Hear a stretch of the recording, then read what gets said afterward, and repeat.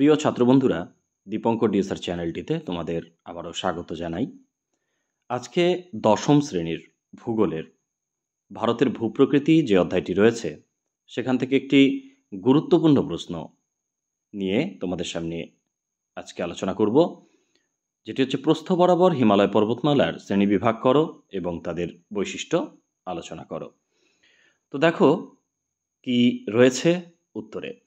হিমালয় পর্বতমালা উত্তর থেকে দক্ষিণে 4টি সমান্তরাল পর্বতশ্রেণীর সমন্বয়ে গঠিত। প্রতিটি পর্বতশ্রেণী পূর্ব পশ্চিমে বিস্তৃত এবং একাধিক বিচ্ছিন্ন অথচ সারিবদ্ধ পর্বতের সমষ্টি। সমান্তরাল পর্বতশ্রেণীগুলি মালভূমি ও উপত্যকা দ্বারা পরস্পর থেকে বিচ্ছিন্ন। হিমালয় পর্বতমালা 4টি সমান্তরাল পর্বতশ্রেণীতে বিভক্ত। উত্তর দক্ষিণে এই পর্বতশ্রেণীগুলি কী কী রয়েছে সেগুলো নিয়ে বিস্তারিত আলোচনা করব। তো চলো দেখে নিই কী রয়েছে 4টি বিভাগ। প্রথমেই রয়েছে টেথিস বা ট্রান্স হিমালয়, দ্বিতীয় ভাগ হিমাদ্রি বা উচ্চ হিমালয়, তৃতীয় ভাগ হিমাচল বা অবহিমালয় ও চতুর্থ ভাগ অর্থাৎ সর্বদক্ষিণের যে অংশ শিবালিক হিমালয়। এবার টেথিস বা ট্রান্স হিমালয়, এটাতে তোমরা কি লিখবে সেটা দেখে নাও। হিমাদ্রি হিমালয়ের উত্তরে অবস্থান করছে হিমালয়ের সর্ব উত্তরের পর্বতশ্রেণী ট্রান্স হিমালয়। এর উত্তরে সিন্ধু সাংপো উপত্যকা এবং দক্ষিণে প্রধান হিমালয় অবস্থান করছে। ভারতের জম্মু কাশ্মীর ও হিমাচল প্রদেশে এর অংশবিশেষ দেখা গেলেও এর অধিকাংশই তিব্বতে অবস্থিত। তাই হিমালয়ের এই অংশের নাম টেথিস বা তিব্বতীয় হিমালয়। টেথিস নামক মহীখাতে 12 কোটি বছর আগে প্রথম ভূ আলোড়নে হিমালয়ের এই অংশ সৃষ্টি হয় বলে একে টেথিস হিমালয় বলা হয়। অর্থাৎ সবচেয়ে উত্তরের যে অংশ, প্রস্থ বরাবর হিমালয় পর্বতের সবচেয়ে উত্তরের অংশ হচ্ছে টেথিস বা ট্রান্স হিমালয়। এবার দেখে নি চলো বৈশিষ্ট্যগুলো কি রয়েছে এই অংশের। প্রথমত, এই পার্বত্য অঞ্চল প্রকৃতপক্ষে একটি বিশাল মালভূমি অঞ্চল।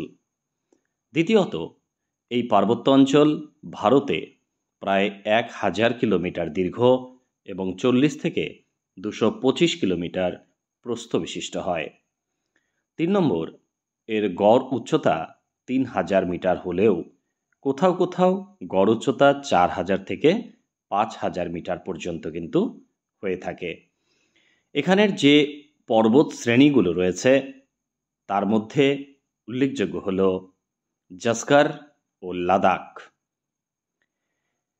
এবার দ্বিতীয় যে অংশ অর্থাৎ টেথিসের পরের দক্ষিণের অংশ, সেটি হচ্ছে হিমাদ্রি বা প্রধান হিমালয়। হিমাচল হিমালয়ের উত্তরে এবং টেথিস হিমালয়ের দক্ষিণে হিমালয় পর্বতমালার সর্বোচ্চ যে পর্বতশ্রেণী পূর্ব পশ্চিমে বিস্তৃত রয়েছে তাকে হিমাদ্রি বা প্রধান হিমালয় বলা হয়। টেথিস হিমালয় সৃষ্টির সময়ই অর্থাৎ 7 থেকে 12 কোটি বছর আগে হিমাদ্রি বা প্রধান হিমালয়ের কিন্তু সৃষ্টি হয়েছে। বৈশিষ্ট্য কি রয়েছে দেখে নেই। হিমালয়ের এটি উচ্চতম অংশ এবং এখানে 6000 মিটারের বেশি উঁচু বহু শৃঙ্গ রয়েছে। দ্বিতীয়ত, এই পর্বতশ্রেণীর দক্ষিণ ঢাল খুব খাড়া এবং সহজে একে অতিক্রম করা যায় না। তবে উত্তরে ঢাল ক্রমশ ঢালু হয়ে তিব্বতের মালভূমিতে কিন্তু মিশেছে। এখানকার যে উল্লেখযোগ্য পর্বতশৃঙ্গগুলো রয়েছে তার মধ্যে রয়েছে মাউন্ট এভারেস্ট, কাঞ্চনজঙ্ঘা, মাকালু, ধবলগিরি, নন্দাদেবী, অন্নপূর্ণা, কেদারনাথ, কামেট, প্রভৃতি। এবার আমরা দেখে নেব যে তৃতীয় অংশ অর্থাৎ হিমাচল হিমালয়। হিমাদ্রি বা প্রধান হিমালয়ের দক্ষিণে এবং শিবালিক হিমালয়ের উত্তরে হিমালয়ের যে পর্বতশ্রেণী পূর্ব পশ্চিমে বিস্তৃত রয়েছে তাকে হিমাচল হিমালয় বলে। প্রায় 2.5 থেকে 3 কোটি বছর আগে দ্বিতীয়বার সংগঠিত যে প্রবল ভূয়ালোড়ন, সেই ভূয়ালোড়নেই কিন্তু হিমালয়ের এই অংশটি সৃষ্টি হয়েছে। তাহলে হিমাচল হিমালয় এটার সৃষ্টিটা আমরা জেনে নিলাম। এবার বৈশিষ্ট্যগুলো কি রয়েছে সেগুলো দেখে নিই। প্রথমত, হিমালয়ের এই পর্বতশ্রেণীর বিস্তার 60 থেকে 80 কিলোমিটার এবং গড় উচ্চতা 3500 থেকে 4500 মিটার। দ্বিতীয়ত, হিমাচল হিমালয় উত্তরে ক্রমশ ঢালু হয়ে হিমাদ্রিতে মিশেছে। হিমালয় পর্বতমালার সর্বদক্ষিণ প্রান্তে যে অংশ রয়েছে সেটি হচ্ছে শিবালিক হিমালয়। হিমালয় পর্বতমালার সর্বদক্ষিণ প্রান্তে ছোট ছোট পাহাড় সারিবদ্ধভাবে পশ্চিম থেকে পূর্বে বিস্তৃত রয়েছে। এই পাহাড় শৃঙ্খলের নাম শিবালিক, অর্থাৎ সর্বদক্ষিণতম অংশই কিন্তু শিবালিক এবং এটিই কিন্তু সবচেয়ে নবীন অংশ। প্রায় 20 লক্ষ থেকে 2 কোটি বছর আগে তৃতীয়বার প্রবল ভূয়ালোড়নের ফলে কিন্তু এটি সৃষ্টি হয়েছে। এবার দেখে নিই বৈশিষ্ট্যগুলো কি রয়েছে। প্রথমত, হিমালয়ের 4টি পর্বতশ্রেণীর মধ্যে এর উচ্চতা সবচেয়ে কম।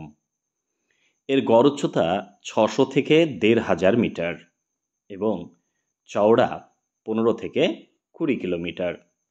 দ্বিতীয়ত, হিমাচল হিমালয়ের সমান্তরালে এই পর্বতশ্রেণী অবিচ্ছিন্নভাবে 2400 কিলোমিটার পর্যন্ত বিস্তৃত। তৃতীয়ত, এই পর্বতশ্রেণীর উত্তর ঢাল ক্রমশ ঢালু হয়ে গিয়ে কয়েকটি উপত্যকার সৃষ্টি হয়েছে। এদের দুন উপত্যকা বলা হয়। এদের মধ্যে বিশেষ দুন অঞ্চল যেটা রয়েছে সেগুলি হলো দেরাদুন, কোটাদুন, পাটলিদুন প্রভৃতি। তাহলে আমরা দেখে নিলাম প্রস্থ বরাবর হিমালয় পর্বতের শ্রেণীবিভাগ। ভিডিওটি ভালো লাগলে অবশ্যই সঙ্গে থেকো। ইম্পর্টেন্ট একটা প্রশ্ন, ভালো করে পড়ে রেখো, ভবিষ্যতে তোমাদের কাজে আসবে। ভালো থেকো সবাই, ধন্যবাদ।